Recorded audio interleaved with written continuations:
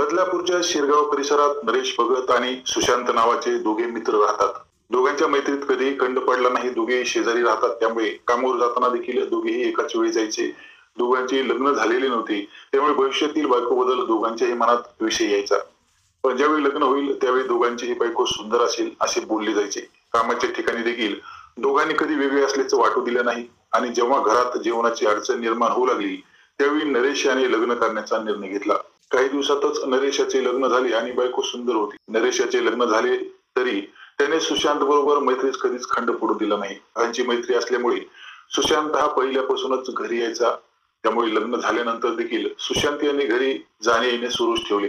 लग्नाच्या अगोदर सुशांत हा मित्राच्या मैत्री खातर घरी यायचा, पण लग्न झाल्यापासून त्याची नजर नरेश याच्या पत्नीवर पडायला सुरुवात झाली होती. नरेश याच्या लग्नाला 1 वर्षाचा कालावधी झालेला असेल त्यावेळी सुशांत याच्या मनातून नरेशची बायको काहीच आहे ना. त्यामुळे नरेश घरी नसला तरी तो घरी जाऊन नरेशच्या बायकोवर गप्पा मारायचा. तुम्हाला काही नरेश त्रास तर देत नाही ना? जर त्रास दिला तर मला सांगा, कारण नरेश हा माझा खूप जवळचा मित्र आहे. त्यामुळे तुम्ही देखील मला घरच्यासारखं समजा, असे सुशांत नरेशच्या बायकोला बोलू लागला. नरेशाची बायको नवीन लग्न झालेली होते, त्यामुळे ती घरी एकटीच असायची. ती सुद्धा सुशांत बरोबर गप्पा मारायची. पण सुशांत याच्या मनात काय खळबळ सुरू आहे याची तिला काही कल्पना नव्हती. त्यामुळे ती फक्त होकार द्यायची. सुशांत हा नित्यनेमाने नरेशच्या घरी जाऊ लागला. त्यामुळे नरेशची बायको सुशांत घरी आल्याचे सांगत नव्हती. ती घरी एकटीच असायची, त्यामुळे तिला सुद्धा सुशांत गप्पा मारायला येत असल्यामुळे विरंगुळा होऊ लागला होता. सुशांत याच्या मनात जे काही चालू होते त्यावरून तो नरेशच्या बायकोला प्रेमात ओढायचा प्रयत्न करू लागला होता. जर नरेशच्या बायकोने साथ दिली तर खूप चांगले होईल असे त्याला वाटत होते. त्यामुळे तो जास्तीत जास्त नरेशच्या घरी चकरा मारू लागला. आता जेव्हा पतीचा मित्र घरी येतो त्यावेळी त्या संदर्भात बायकोने पतीला सांगणे गरजेचे असते, पण नरेशच्या बायकोने काहीच सांगितले नाही. त्यामुळे सुशांत याला देखील नरेशच्या बायकोची प्रेमासाठी साथ असल्याचं लक्षात येऊ लागलं. त्यामुळे सुशांत याने त्याच्या कामावरची वेळच बदलून टाकली.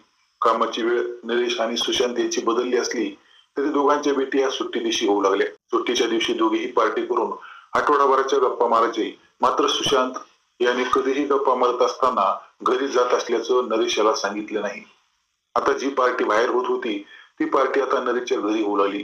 त्यामुळे सुशांत पुन्हा नरेशच्या बायकोच्या जास्त संपर्कात आला.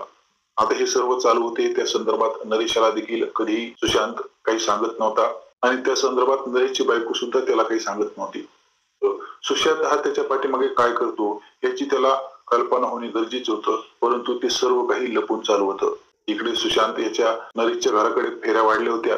शेवटी नरेशच्या बायकोने देखील काही दिवस सुशांत याला सहन केले, पण आता तिला देखील सुशांत रोजच घरी येऊ लागल्याने वेगळे वाटू लागले. त्यामुळे तिने नरेश याला सर्व काही सांगण्याचा विचार केला. पण त्या दिवशी भलतेच घडले. सुशांत हा दारू पिऊन दुपारच्या वेळेला नरेशच्या घरी आला. घरात नरेशची बायको होती.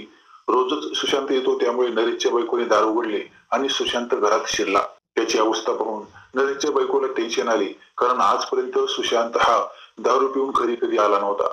आजची त्याची अवस्था पाहून नरेशच्या बायकोने देखील त्याला बसायला सांगितले आणि घराचा दरवाजा लावून घेतला.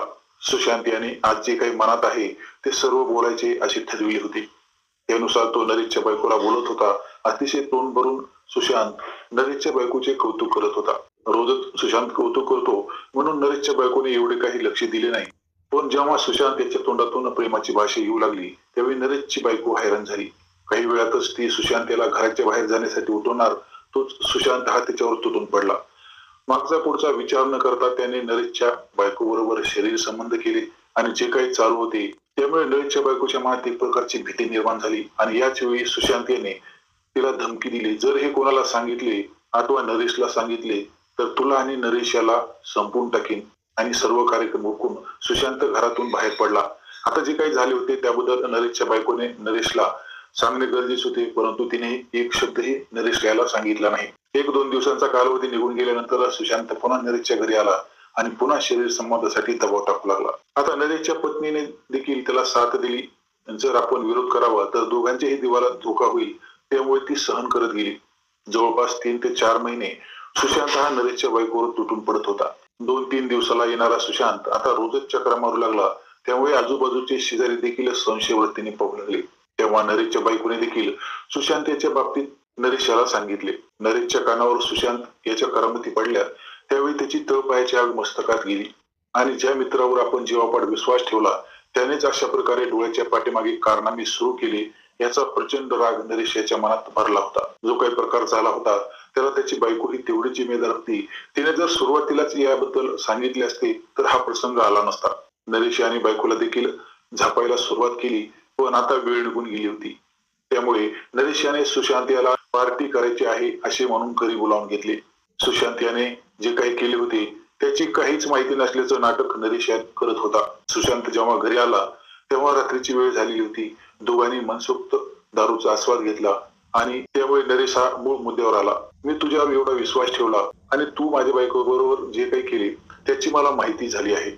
माझा तू विश्वासघात केलास त्यामुळे मी तुला सोडणार नाही असे म्हणून बाजूलाच असलेल्या हातोड्याने सुशांत याच्या डोक्यात मारायला सुरुवात केली. जेव्हा सुशांत याच्या डोक्यातून रक्त वाहू लागले त्यावेळी त्याला रुग्णालयात घेऊन जाण्याचा बहाणा नरेश करत होता, पण सुशांत याचा जागीच मृत्यू झाला होता. हे प्रकरण जेव्हा पोलिसांपर्यंत गेले तेव्हा पोलिसांनी नरेश याच्याकडे विचारपूस केली तेव्हा दारूच्या नशेत तो बाथरूम मध्ये पडला असल्याचं नरेश याने सांगितलं.